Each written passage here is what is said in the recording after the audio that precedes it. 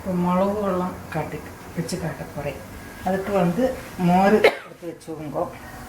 பொரிச்சு கொட்டுறதுக்கு கருவேப்பிலை, கடுகு, கொஞ்சம் ஜீரகம், வெளிச்செண்ணெயில் போட்டு வச்சுக்கிறது. மிளகு பொடி வேணும். இது வந்து மஞ்சப்பொடி, உப்பு, ஓகே, அதுதான் வேணும். இப்போ தேங்காய் எண்ணெய் விடுறேன்.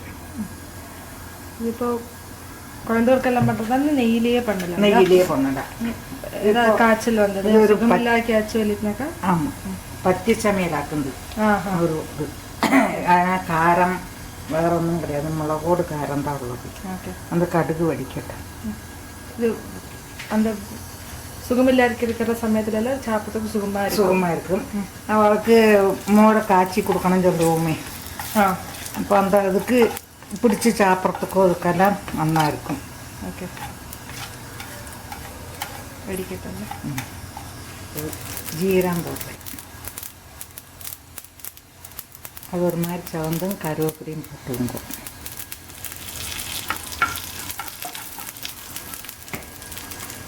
மஞ்சப்பொடியும் போட்டால் மஞ்சப்பொடி அதை வந்து போகும்.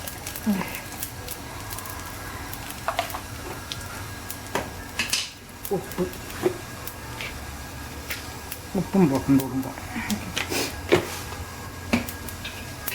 மிளகு பொடி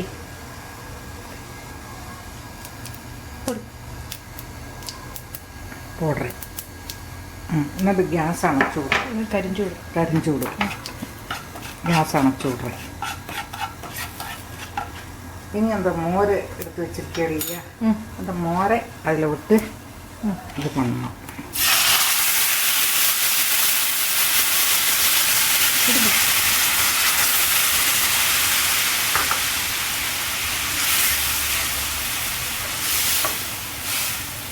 இந்த மாதிரி இருக்கும். ஓகே,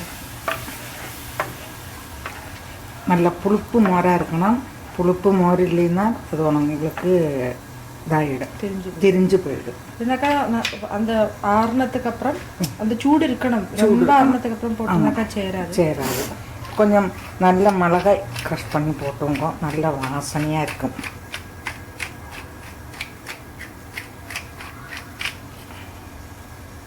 இது நல்லா இருக்கும், பிடிச்சி சாப்பிட்றதுக்கும் தான், இது பண்ணுறதுக்கும் நல்லா இருக்கும்.